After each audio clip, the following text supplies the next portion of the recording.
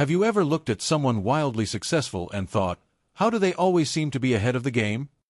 I mean, they seem to know what's coming before it happens, they make smart moves at just the right time, and somehow, everything they touch turns to gold. It's not magic.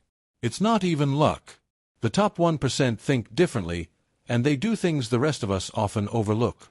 But here's the good news. You don't need to be born into wealth or go to an Ivy League school to catch up. You just need to understand a few key things they're doing, and start doing them too. Let's start with something they almost all have in common. They play the long game. While most people are chasing quick wins, fast money, instant results, the top 1% are building brick by brick.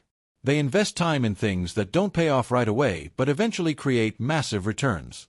Whether it's relationships, businesses, or their own health, they plant seeds knowing it might take years to grow. And that patience, that's a superpower. So, if you're constantly chasing what's next without a plan, maybe it's time to slow down and think long-term. Now here's another thing they do, something that might sound almost too simple. They guard their time like it's treasure. Because it is. The top 1% say no more than they say yes. They don't fill their calendar just to look busy. Every hour has a purpose. That's because they understand that time, not money, is the one resource you can't earn back. Think about it. How many things do we agree to just to avoid feeling guilty? Imagine how far you'd go if you used even half of those hours on something meaningful, learning a skill, exercising, building something of your own. Speaking of skills, here's something else. They never stop learning. The top 1% are obsessed with growth. They read. They ask questions. They hire mentors and coaches. Not because they need to, but because they want to. They know that staying comfortable is the enemy of progress. They're constantly asking, what don't I know yet? So, if you've been feeling stuck or stagnant, maybe the best investment you can make isn't in stocks or property, it's in yourself. Now, let's talk about risk. The top 1% don't avoid it, they manage it. They don't throw money at every shiny new thing, but they also don't sit on the sidelines afraid to act.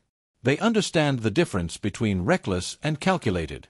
And most importantly, they're not afraid to fail. Failure, to them, is feedback. It's just another way to learn. Meanwhile, many of us avoid taking any leap at all because we're scared of looking foolish.